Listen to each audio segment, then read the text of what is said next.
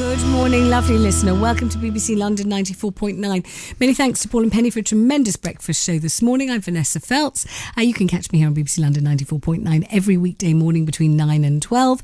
And today, well, it's not a storm in a teacup, it's a storm in a t-shirt. But the question is, how exercised are you about this? How involved are you? How much do you mind or care about this? This is a t-shirt with a picture on it. It's a very sort of simple drawing. It's a line drawing, not sophisticated. I wouldn't say a child could do it, but it's a childlike drawing, and it's two characters in the title, Jesus and Mo, and it's just Jesus saying hey and Mohammed saying how you doing. That's it.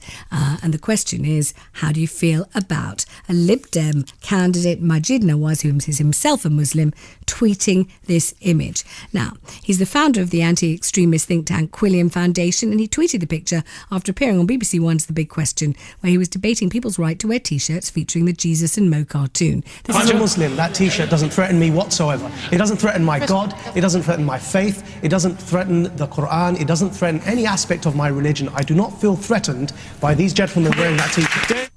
Nick Clegg has defended his right to send the personal tweet, but Mohammed Shafiq, a member of the Lib Dem ethnic minority group, wants him dropped by the party. You know, over the last few days, Andrew, I've received death threats, I've received racist abuse, and I've received a lot of hate from people who support Majid Nawaz's stance. I'm not going to blame Majid Nawaz for that stance. I think where we are now is that the Liberal Democrats recognise that this is a very serious issue, and that potentially there are a number of seats where there's a strong Muslim presence, including Majid Nawaz's own seat, where we could suffer. And therefore it's right that the party looks at this in a serious way. We're negotiating and discussing this with the party.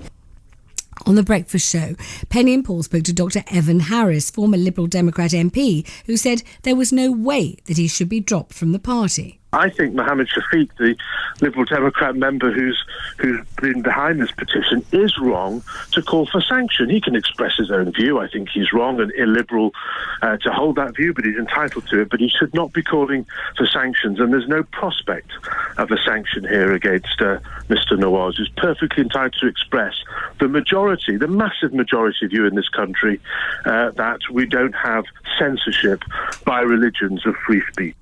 And our reporter Jason Rosam spoke to a young Muslim woman she didn't want to be named this morning, and she explained to him why she found the cartoon so offensive. It's not fair, because I think it's just taking a mickey, really, you know, out of obviously what I believe in that. Because obviously we don't believe, obviously Prophet Muhammad, he's never been seen, so we obviously don't know what he looks like. So I just think it's out of order and it's disrespectful to what I believe. So you think he should be deselected? Yeah. What is the reason why it's offensive? Because I'm a Muslim, we don't know what our God looks like. We don't know what the Prophet looked like. So, and there shouldn't be a representation. Is that no, what it definitely is? Not. There's only one Prophet Muhammad, and there'll never be no pictures of him. And I just believe that it's just rude to have a copy and a cartoon character of what he would look like.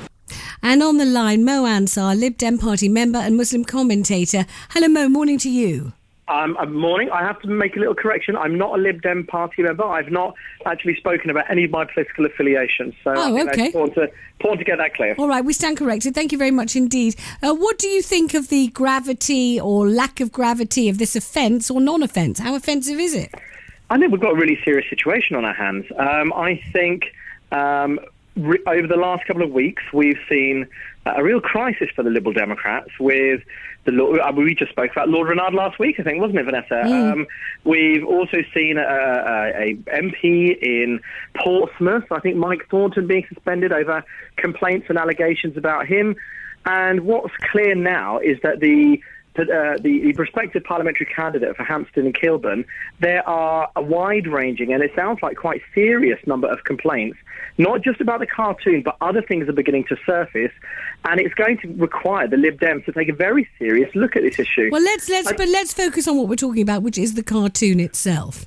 I mean, this is a picture on a T-shirt. Now, it's not a picture that shows the Prophet Muhammad behaving in any kind of demeaning way. It's not even a picture that has any great levity attached to it. It's not. Are you sure about that, Vanessa? Well, it's not particularly. Well, my view is I've described it as plainly as I can without putting a slant on it. Did you see the tweets that went out?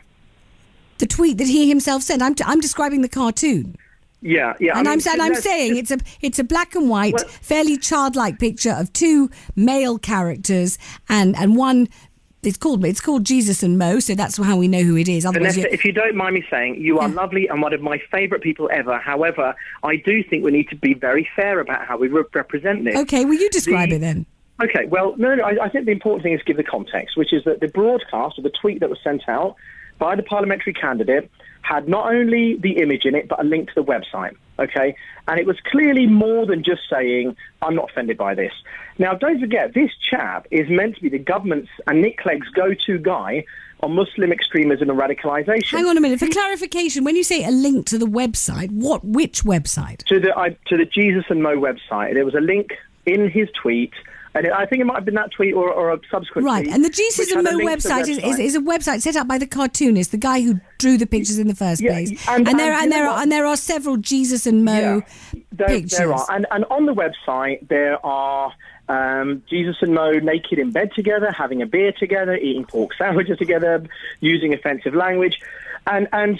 I mean, from a personal point of view, I've had lots of interactions with the author. Right. To be honest with you, I don't like him very much personally, but I've never ever objected to his cartoons, to him drawing them, or I've never taken a stance against the, his right to have the freedom of speech to draw the cartoons. What you have to remember, and so many people are forgetting this morning, which is if you are a political candidate, as we've seen with Lord Renard, as we've seen with Mike Thornton, you have a duty over and above the normal duty of a normal run-of-the-mill standard citizen. You've got rights and responsibilities.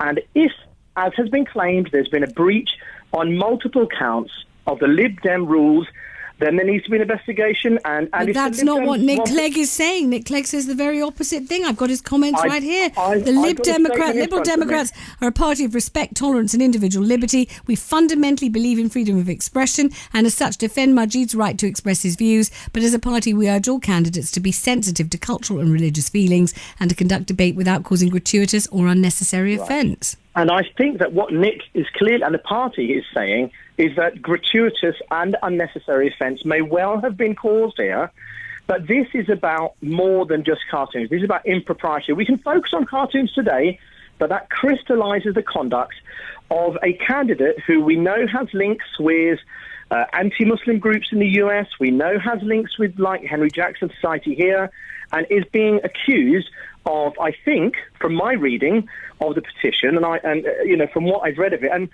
I'm not behind the petition. I certainly advocate the position, which is that people who feel aggrieved, people who have grievances about a political candidate in a democratic society should take peaceful and sensible measures, like using a petition, to air those grievances. I don't think it's right.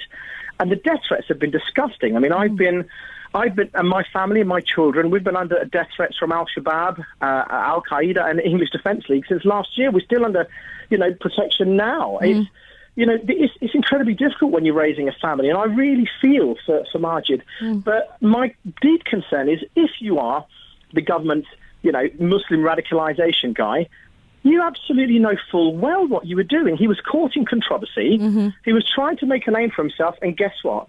He's done it. Okay, so thanks, Mo, very much indeed. Thank you very much. Mo Ansar there, Muslim commentator.